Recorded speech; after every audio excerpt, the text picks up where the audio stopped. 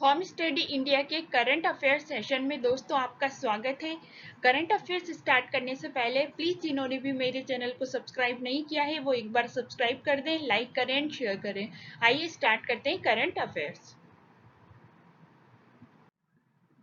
पहली न्यूज है, India rank 74th on WEF global energy transition index. WEF मतलब world economic forum के जो ग्लोबल एनर्जी ट्रांजिशन इंडेक्स है उसमें भारत 74 स्थान पर रहा है। इस लिस्ट को टॉप किसने किया है? इस लिस्ट को टॉप किया है स्वीडन ने, और स्विट्जरलैंड और Finland second and third position पे रहे हैं। बात हो रही है वर्ल्ड इकोनॉमिक फोरम की, तो आइए इसके फाउंडर और चेयरमैन देख लेते हैं। इसके फाउंडर और चेयरमैन कौन है? क्लॉस शेवाब। और जो हेडक्वार्टर है WEF मतलब वर्ल्ड इकोनॉमिक फोरम, उसकी हेडक्वार्टर कहाँ है? जिनेवा स्विट्जरलैंड में। अगली न्यूज है, Slovenia becomes first corona virus free country in Europe. Slovenia Europe में फर्स्ट कोरोना वायरस मुक्त देश बन गया है। यहाँ पर बात हो रही है स्लोवेनिया की, तो आइए स्लोवेनिया के स्टैटिक फैक्ट देख लेते हैं। जो कैपिटल है स्लोवेनिया की वो क्या है? लुजुब्लिजाना। करेंसी स्लोवेनिया की वो है यूरो। प्राइम मिनिस्टर कौन है? जनेट जंजा। अगली न्यूज है, doctor Harshvardhan dedicates Cobas 6800 testing machine to the nation. Doctor Harshvardhan ने कोबास 6800 परीक्षण मशीन को राष्ट्र को समर्पित किया है। अब ये मशीन क्या करेगी? ये मशीन क्या कर सकती है कि 24 घंटे में 1200 सैंपल्स कोविड-19 के टेस्ट कर सकती है। इसी के साथ ही पहले डॉक्टर हर्षवर्धन ने एक मल्टीमीडिया गाइड लॉन्च करी थी, वो उसका नाम क्या था? कोविड कथा। और एक और ऐप लॉन्च करी थी, उसका नाम क्या था? आयुष संजीवनी। अगली न्यूज है, the Tamil Nadu government set up a high level committee headed by former Reserve Bank of India governor C Rangarajan to examine physical challenges facing the state owing to the COVID-19 pandemic and suggest the way forward to improve its fiscal position।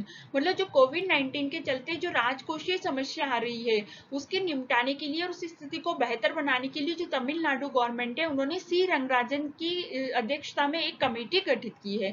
तो जो ये भी बहुत important news है कि कभी भी exam में आ जाएगा कि तमिलनाडु ने किसकी अध्यक्षता में कमेटी गठन की है, तो क्या आ जाएगा? सी रंगराजन की। यहाँ बात हो रही है तमिलनाडु की, तो तमिलनाडु के जो सीएम है वो कौन है?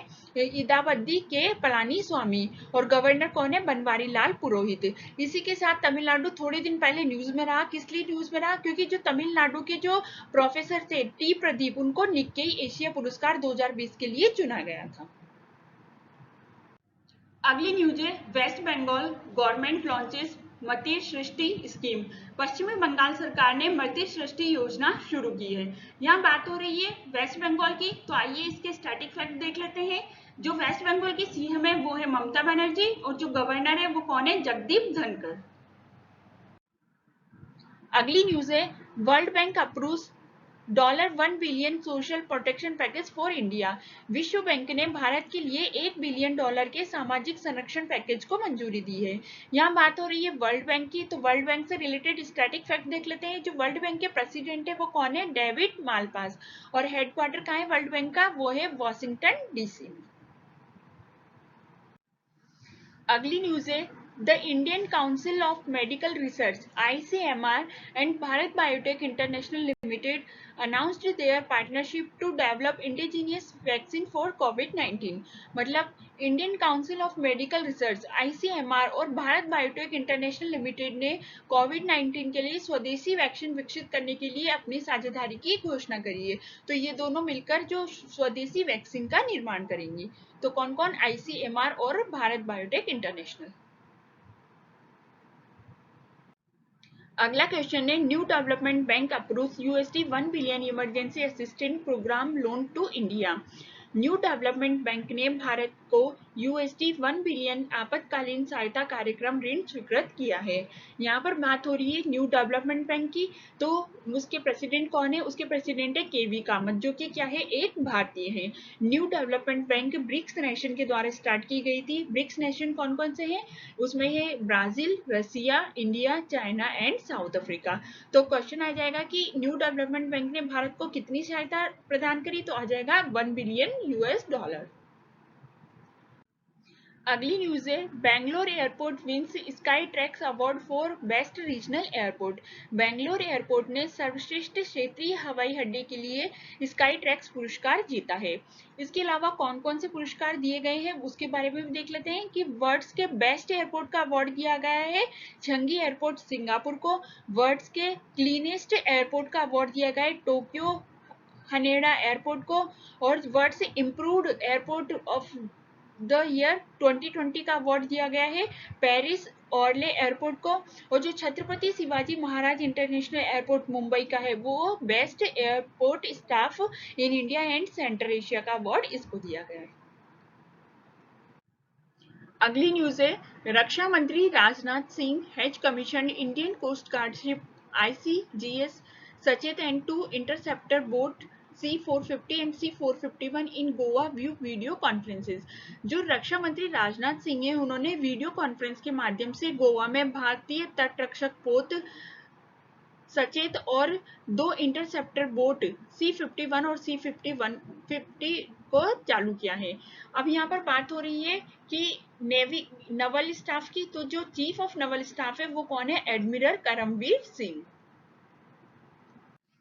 अगली न्यूज है, Indian railways makes Aarogya Setu app mandatory for passengers. भारतीय रेलवे ने यात्रियों के लिए आरोग्य सेतु ऐप अनिवार्य किया है। यहाँ पर बात हो रही है इंडियन रेलवेज की, तो union minister of Indian Railways कौन है, पीयूष गोयल। और minister of states of railway वो कौन है, अंगदी सुरेश छन्नाबसप्पा। अगली न्यूज है, a musical creation titled United We Fight has been unveiled by the Indian Council of Culture Relations ICCR। United We Fight नामक एक संगीत रचना का भारतीय सांस्कृतिक संबंध परिषद ICCR द्वारा अनावरण किया गया। अगली न्यूज है, Uttarakhand CM launches Hope portal to help unemployment youth. Hope portal किसने लॉन्च किया था, वो किया था उत्तराखंड गवर्नमेंट ने। अब बात हो रही है यहाँ पर उत्तराखंड की, तो उत्तराखंड की जो कैपिटल है वो क्या है, देहरादून। उत्तराखंड के जो चीफ मिनिस्टर है वो कौन है, त्रिवेंद्र सिंह रावत। और उत्तराखंड की जो गवर्नर है वो कौन है, बेबी रानी मौर्य। ये अनएम्प्लॉयमेंट को मिटाने के लिए उत्तराखंड ने कौन सा पोर्टल लॉन्च किया, वो है हॉप। उसी तरह यूपी गवर्नमेंट ने भी एक ऐप लॉन्च करी थी, वो कौन सी थी, प्रवासी राहत मित्र। प्रवासी राहत मित्र किसने करी थी, यूपी गवर्नमेंट ने। उत्तराखंड गवर्नमेंट ने कौन सी करी, होप। अगली न्यूज है, Italy develops I feel you bracelet for social distancing. Italy ने सोशल डिस्टेंसिंग के लिए आई फील यू ब्रेसलेट विकसित किया है। इसमें क्या होगा, इसमें जो रेडियो वेव्स होगी उसके थ्रू कौन सोशल डिस्टेंसिंग के रूल फॉलो हो रहे हैं या नहीं हो रहे हैं इसके बारे में पता चलेगा। इसमें कोई GPS नहीं लगेगा, इसलिए वो उसकी एग्जैक्ट लोकेशन तो ये नहीं बता पाएगा, पर सोशल डिस्टेंसिंग हो रही है या नहीं हो रही उसके बारे में ये बताएगा।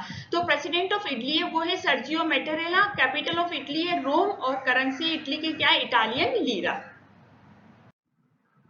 अगली है, United Nations Environment Programme UNEP extends environmentalist and actor producer Dia Mirza term as its national goodwill ambassador for another 2 years till the end of 2022। संयुक्त राष्ट्र पर्यावरण कार्यक्रम ने राष्ट्रीय सद्भावना दूत के रूप में अभिनेत्री निर्माता दिया मिर्जा का कार्यकाल 2 साल के लिए और बढ़ा दिया। तो आ जाएगा कि जो यूनाइटेड नेशंस इन्वायरमेंट प्रोग्राम है उसकी जो एम्बेसडर है वो कौन है, दिया मिर्जा। अगली न्यूज है, Iran introduces new currency toman to tackle inflation. Iran ने मुद्रास्फीति से निपटने के लिए नई मुद्रा टोमन को पेश किया है। तो यहाँ पर आ जाएगा कि ईरान ने कौन सी मुद्रा लॉन्च की है, टोमन। अब ईरान की बात हो रही तो ईरान की कैपिटल क्या है, तेहरान। और ईरान की जो प्रेसिडेंट है वो कौन है, हसन रोहन।